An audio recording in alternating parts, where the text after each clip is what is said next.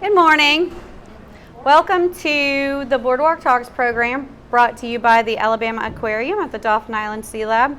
My name is Mendel Graber. I am one of the educators here at the lab, and today we are joined by PhD candidate Penny Demetriades. You guys feel free to come on in and fill in the empty chairs in the front. And this morning, Penny is going to talk to us about some different sources of water contamination and how those can be identified using a relatively new technology called eDNA, or environmental DNA. So with that, I'm going to let Penny tell you a little bit about our local sources of contamination, about eDNA technology, and about her work doing this kind of tracking. Thank you, Mendel.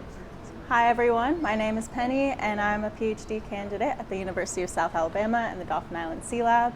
And like Mendel said, I am here to talk to you guys today about poop. So before we get started, I do want to give a little safety message. I'm going to be talking about poop in the environment, but we are researching these methods just to get a better understanding of the water quality in our area and what contributes to it. It's not because our waters are unsafe. You are free to go swim and play and do everything that you do at Dauphin Island. We just want to learn more about it. So coastal areas can receive contamination from various sources, including feces from land animals. And feces can contain potential pathogens that pose risks to human health when there are high levels of feces. And these risks can be contaminated swimming areas, seafood, as well as beaches. So these contaminants can enter waterways from various sources as runoff or through direct contributions. So this little figure shows some of those different sources. I don't know if you want to show the camera. Sure. And pass it around. But when there are high levels of feces, because that figure shows that there are different places where it can be coming from, it's hard to tell whose poop is actually in the environment. So how do we figure that out? Well, we can use DNA. DNA is the genetic information of organisms, and every organism has a unique sequence. So for this talk, I'm going to be using these colored links to represent my DNA. So for example, this green sequence with the red in it and this blue and yellow sequence right here would represent different organisms. So they're distinct, and let's say this one is from a pig and this one could be from a dog. But from looking at the DNA sequence, I can tell you what animal it came from. So this DNA is left by organisms everywhere. They're constantly shedding it. So we shed DNA a lot. We shed skin cells, we shed blood, we also shed poop, and other organisms are doing the same thing. And this DNA is called environmental DNA, or eDNA. It's just the DNA that's found anywhere in the environment. So if I went out to the beach and collected a sample of sand or a sample of water, there would be a DNA from the organisms that had walked through that piece of sand or that piece of water or stuff that had been transported into it. So they're leaving behind clues. And in this way, we can use eDNA as kind of similar to the fingerprints that are left behind at a crime scene. So we can use the DNA sequences in the environment to figure out who was in that area and who was contributing feces to that area. And how we do this is we sequence DNA that we collect from an environmental sample. So sequencing provides us with the information that's in the genome of the organism. So if we sequence an environmental sample, we would get what looks like a bunch of different colored links. And we need to make sense of these different colored links. So what we would do is we would have some shorter sequences, and sometimes we find a match in them, so we could match the sequences to create a longer sequence. And we can use these longer sequences to compare them to sequences that are already in databases. So there's a lot of scientific information out there, and published results will have these genomes of organisms, so we can use what we find right here in our local environment and compare it to what's already on the internet And this is exactly like comparing the fingerprints you find at a crime scene to like fingerprints in a police database. So we're looking for the matches to figure out what is in our environment. And there is another technology that we can use in addition to eDNA or on its own. It's called qPCR. And what qPCR does is it uses a distinct sequence of DNA to figure out who is contributing feces. So for qPCR, you need to know the sequence of the organism that you are targeting, and you need to have an idea of who might be contributing feces to your area. So this would be more like if you're playing a game of Clue and you've really narrowed down all your options to just a few guesses. But for this game of Clue, it would be more like, all right, we really think it's either pig or dog or cow that are contributing feces. So you would find a distinct sequence from your pig or dog or cow. So this could be represented by this little yellow link and this blue line. And what you would do is you would use the qPCR to get this, to identify this in your sample and see if it's there and how much of it is in there. So this is more if you had an identifiable suspect. If you had some suspects for an area for who was pooping, then you could use qPCR because you need to know the sequence of the marker, and you need to, it has to be more of just a shot in the dark. Whereas with the eDNA, you're kind of just, you don't know who's a suspect. You're just trying to find any suspect. So these are two different technologies that both utilize DNA that's present in the environment. And through the sequence of that DNA, you can figure out if you're correct about your suspect or what suspects are potentially there. And managers and scientists can use this to inform water quality and better management practices. So the qBCR, you can kind of get an idea of like the percentage or the quantity of a contaminant. So if you are looking at what would be the volume of a water sample that you might be testing? So for qPCR, you need a smaller volume of water than you would for eDNA, because eDNA, you're sequencing everything that's there. So your contributor might be a small part of all the DNA that's in there. But for qPCR, since you're picking out that specific organism that you're looking for, you only need a few hundred milliliters of water. For eDNA, for my samples, I was collecting like 10 liters of water. So lugging those around the bay. Well, and so let's talk about practical applications for this. You did clarify that you're not necessarily going to a site that is considered closed to, say, shellfish harvest, or or having advisories put out for swimming. So it's not necessarily that in your application you are looking for the sources of like big contamination events. Is it kind of to refine a protocol for looking for sources of contaminant? Yeah, so not much of this work has been done in our area or even along the Gulf Coast. So this project is trying to create a baseline, especially for Mobile Bay, to figure out what organisms are here and contributing, and whether their feces is actually reaching the bay and the tributaries that we use. And in addition, the eDNA that I'm using hasn't been used to track feces ever. So we are implementing this tool and trying to see if it actually works and if it can be used in other systems, because being able to identify the suspect when you don't even know what your potential suspects are really helpful and would do a lot for protecting public health in coastal areas. So say just as a hypothetical, if you found pig DNA and you could also then, you identified that as an organism that's represented, and then you could use the qBCR to kind of give you an idea of how much DNA there is in a sample, so you could have some sort of comparison for, well, is that coming from one or two pigs, or is it coming from like a pig farm? Is there a potential to then trace that up the watershed to locate the source of contamination?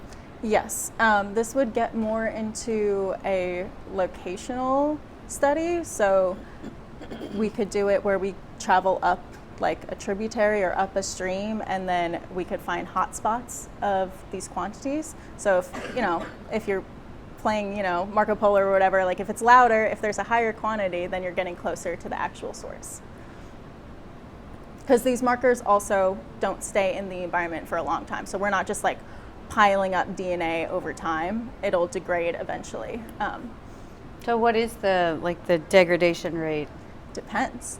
eDNA is a new field, so there's a ton of research going into how this tool can actually be used and what its pros and cons are.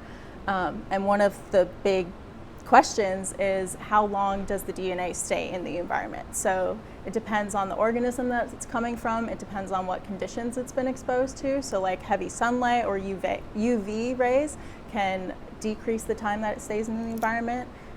If it reaches the sediment, it can actually persist in the sediment, kind of like a little freezer down there for them, that they just kind of stay and don't degrade.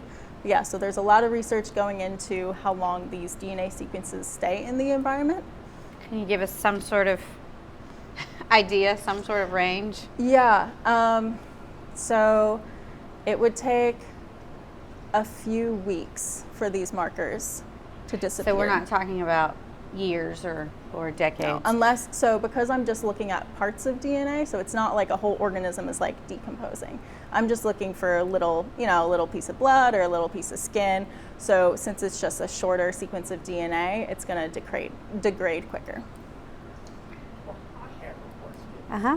Have you ever run across cryptosporidium? I will probably find it in some of my samples. I will probably find that in some of my samples. Oh. I don't have a qPCR marker for that, so I'm not looking for it specifically, but with the eDNA, since it's picking up everything, it's very likely that I will have that in my samples. Because that's a sewer system where a lot of treatment not being treated properly, as it happened in Milwaukee about 20-some years ago. Everyone was getting sick. The water wasn't treated. But yeah, and they form spores, so their DNA will actually persist for a longer period of time than other microbes. Yeah. Now, can you tell specifically what type of fish, or or can you tell if it's a golden retriever or a houndog, or have you refined it down that far? Yeah, so it depends on who's using it. For my purposes, I'm doing it at a high level, so I'm just looking for dog, blank, end statement. Okay. But there are other applications for eDNA, so people are looking for like specifically walleye in rivers, so then you can refine it down to that level. Okay. So it just depends on your purpose. Okay, great. I know right now, whenever we get something, an illness is going around, they test the water and they say, this is going around, COVID's going around, and they do that on a regular basis. But evidently, they must be looking for that specific, they test, you got a match. Same thing, similar to what you do. Yeah, exactly. Except you're going into a new area that hasn't been tested yet. Yeah. Okay, great. Do you have some idea how far these DNA markers, these things that are being shed by different organisms, how far they might travel? There is a whole nother field of research that does that. So that would have to be more into like physical transport of the waters, coupled with how long the marker actually takes to degrade. So based on the movement and flow of water in the bay and the conditions that are present, that's how we would find out how far they travel. And you could probably, that maybe you could do with models as that data is kind of collected, might be able to incorporate that into models with the like river flow, stream flow, taking into account also like the volume. So we've got all these data sets, these models that would have different things go into them, like rain and river flow, and so then they could have like a rate of that flow. So what other applications would you see might come from establishing a protocol like this? So the protocol that I established will be specifically for tracking fecal contamination, so that other watersheds around the globe, honestly, could use this. But eDNA as a tool and DNA as a tool has aspects in everything from like conservation and biodiversity to finding invasive species. So there's a lot of applications from just all the DNA that's present in the environment. It's a new field, so it's kind of like, all right, what can you think of? Go and find it. But for my stuff, it would be more for watershed managers and community partners that would like to, one, find out about their water quality, and then if there's something that's unsafe, they can then go ahead and influence management. Why did you choose to focus on dogs? So we picked 5 different species that we thought would be contributors to our area. So we have dogs, we have a cow marker, we have a pig marker, and we have a human marker and a fowl marker, which it's not specific, so it picks up chickens and ducks. Okay. So those are the markers that we thought would be prevalent or potential contributors in our area in Mobile Bay. So the health departments have traditionally tested waters for contamination. Why is this better and how is it different? Thank you. So the health departments use a different marker, a different bacteria that has recently been found to not degrade quickly and even persist within the sediment. So there's some research going into that where maybe this isn't the best marker to use. It might not be indicative of a recent fecal contamination event. So we're working on these more specific markers, which are species specific, and also the eDNA, which will tell us everything that's there. And the benefit to the species specific is even if we find these markers that the health department sees, what are you going to do about it? Because you don't know where it comes from. So you can say, yeah, there's poop in the water, now what?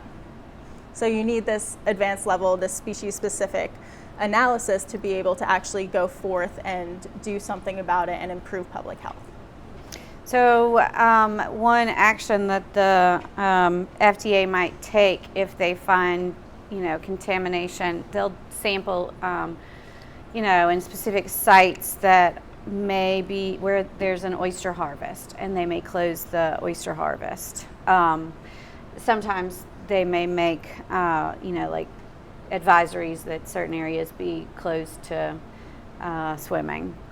But one potential source of contamination, I mentioned kind of like pig farms or agricultural operations, but another potential source of a contamination that would be, kind of a contamination event that would require some kind of action, might be like a sewage overflow that ends up in the water.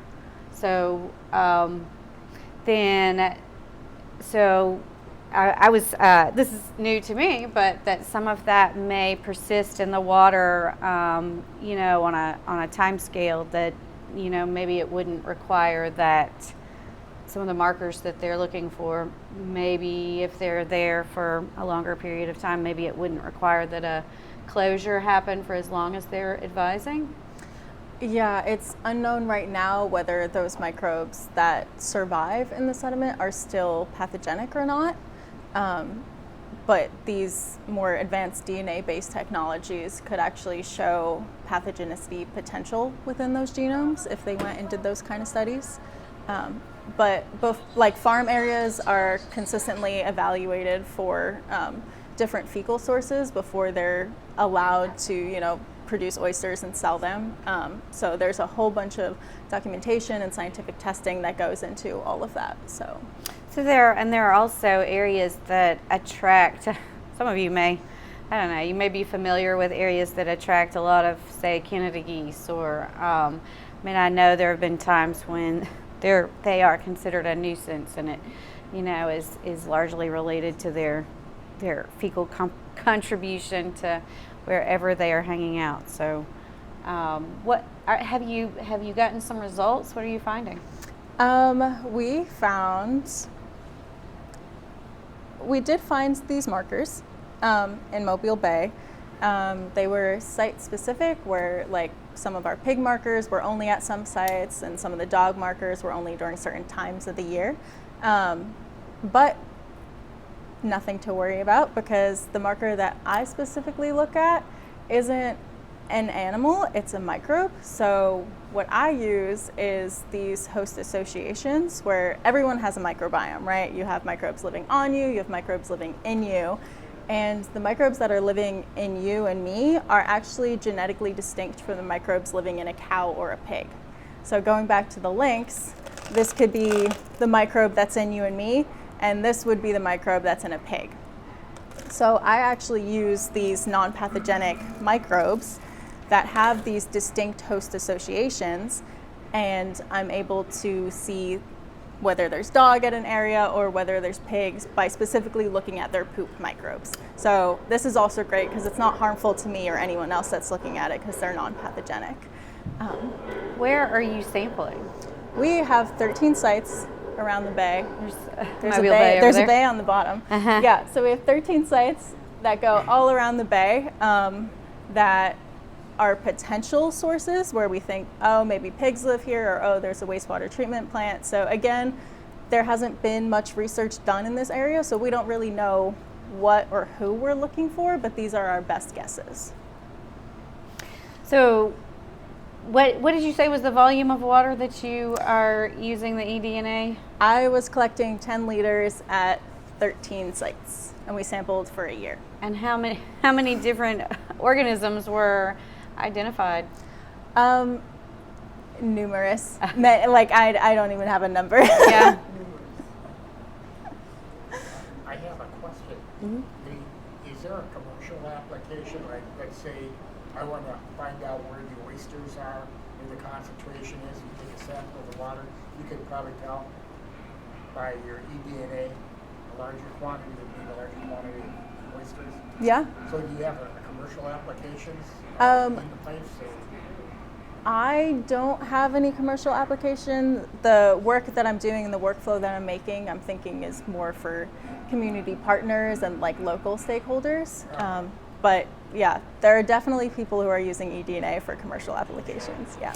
So just to give you an idea of another capability that this eDNA gives us, there is a fish that is considered to be extinct in Alabama, the Alabama sturgeon, and there are scientists who have been like looking for markers, you know, in the environment, and have found markers. Although they're not finding the actual fish, they are finding DNA markers of the fish, and so you know, they suspect that, you know, there may still be some living Alabama sturgeon based on this evidence.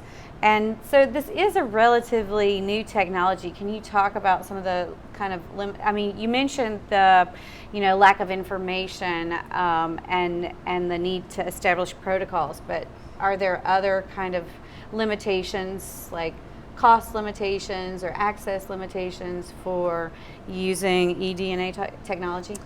Yeah, so a few limitations are that since it's new, there aren't a lot of established workflows. So that's why one of my main goals is to establish a workflow for using it for fecal contamination. So it can be a little daunting to just jump into a new field and not know how to do the coding or the bioinformatics that you need to assess the sequences of DNA that you get. And costs are actually relatively fair compared to the other DNA analyses. So they've gone down a lot in recent years with new technology and new breakthroughs. But with all of these limitations to eDNA, it's still so widely used because it's such a great tool and it can provide so much. So Mendel brought it up where you don't need to see this sturgeon, you don't need to see this fish. I don't need to physically see the bird pooping into the water to know that the bird was pooping into the water. So you could just get so much, and that actually lowers the cost of eDNA, where I don't have to be wasting time and resources writing down, looking for when these birds are pooping. I can just scoop a sample and then go sequence it. Or catching the animals. Yeah, yeah, I'm glad I don't have to do that. Question about might be a little more nuts and bolts than most people are interested in, but when you go and collect the water, why don't you just filter it on site to lessen the backbreaking work? Is it something with the process? So when I do eDNA, I do it in a sterile way so that I'm not contributing my own microbes to my sample. So if I were out in the field filtering, there would be a chance that I'm introducing microbes that are in the air, microbes that are in the water if I'm next to water, microbes that are on me into my sample. So just to make it more sterile, we, put our samples in our little sampling containers, put them on ice, and then immediately filter them when we get back to the lab. So, and then I could be, wearing my mask and my little hairnet so that I'm not putting penny microbes into my sample. How do you collect your samples? Gloves and into the water. Or we have a water sampler, which is used for when we can't directly reach the water. It's a little horizontal water sampler, and we open the ends and we stick it down in the water, and there's a weight that we can drop down and it'll snap the ends shut. So it's pretty So you're mostly doing surface water? We collected our samples just below the surface. Yeah, Mobile Bay is shallow, so it's good to keep it all mostly consistent. Was there anything that surprised you? In my samples or when I was sampling? Yeah. Well, when I was sampling, it was definitely surprising to see how the sites changed throughout the year, because we went out every 4 weeks over a year. And the tide in Mobile Bay and also the salinity varied drastically. There were some sites that had salinities closer to ocean water in the summer, and then in the winter, because of all the freshwater discharge, they were close to nothing. So it was really crazy to see the variation in all of these sites, and that's why it's good to build a baseline for a system as specific as Mobile Bay, because what's going on here can also be going on in other areas, but we don't know until we actually go out and do that boots on the ground field work. And then when I was analyzing my samples, I was definitely surprised by some of the values that I saw. Like for some of the pig stuff, I wasn't expecting it to be so site specific, because I had heard that the feral hogs were invasive and that they were all over the place. So there's definitely some stuff that I have to pick into more. I haven't run a bunch of stats yet, but there are some patterns in the data that we can see.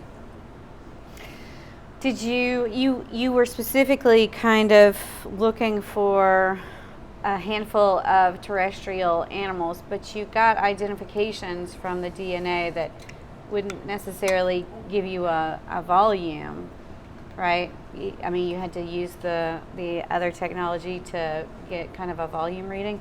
Were there did you find other terrestrial contributions? Animals, other terrestrial? I have not dug into my eDNA sequences yet. That takes a little more bioinformatics processing. Mm-hmm. I do expect to see more eukaryotes though, bigger animals. We did see some like dolphins and alligators while we were sampling, so I'm pretty sure we'll have some bits of that DNA in there, and I'm pretty excited to see if we actually do capture it. Yeah.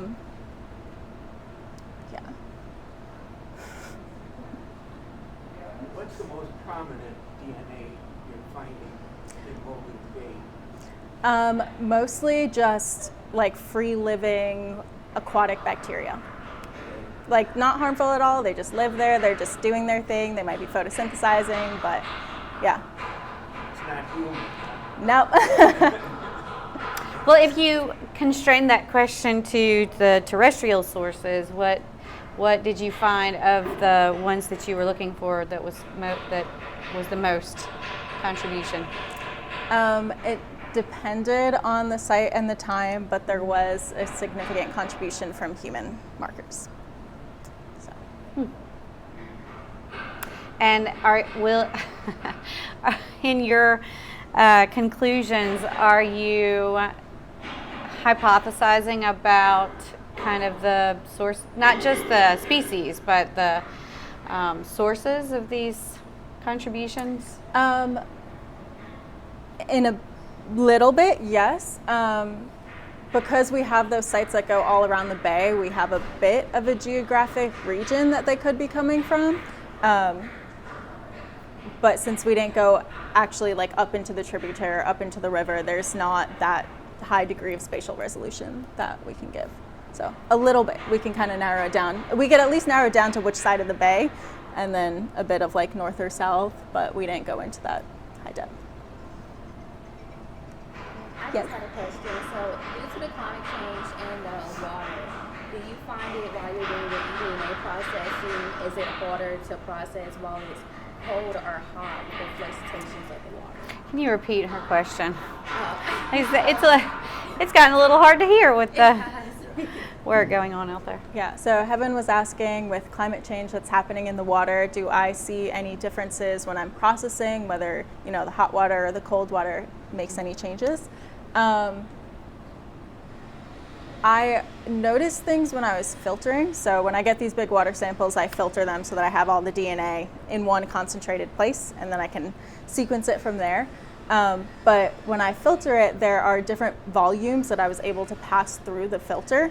So in times when the freshwater discharge was high and there was a lot of sediment and other stuff in that water filter, this was mostly during the cold months, it was harder to push a higher volume of water through the filter.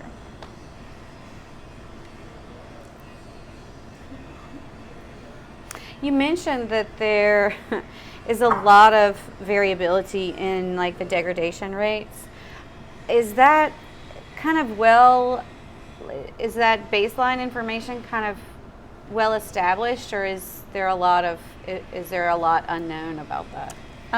There is a lot unknown. There is some pretty detailed research for particular species. So if a lab is tracking an invasive species, or they're using this application for deep sea biology, then there's a lot of information on this one specific coral or this one specific fish. And then you can kind of extrapolate to the rest of the species. And then for my marker, these bacteria, they don't survive long once they're released into the environment. So we know that they have a much shorter degradation time.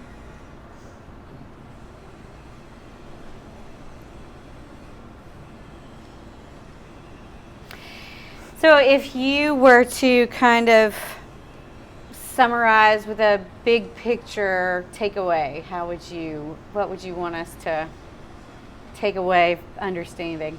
I want you guys to think that eDNA is as cool as I think it is. It is really cool And technology. I want you to understand how powerful of a tool DNA can be, and that it's everywhere, and we can use that DNA that you guys shed to do some really cool things. So, yay, DNA! Well, I would imagine you're just part of that arm of eDNA.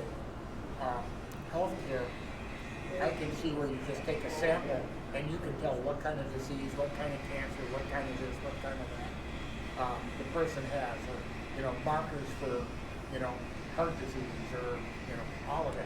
I can see a huge application to that. In fact, I'm sure they're doing that right now to some extent. You in a hospital. So using eDNA technology for blood? Is that what you? Yeah. Those Yeah. kind of things, yeah.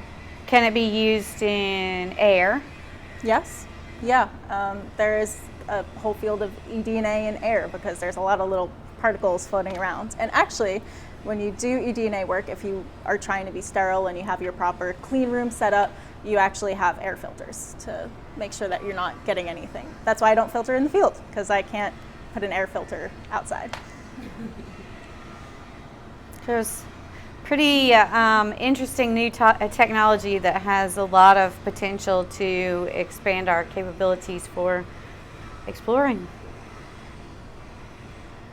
Yeah. Any other questions? I'm going to turn this off, but if you all would like to linger and chat with Penny. And thank you for joining us.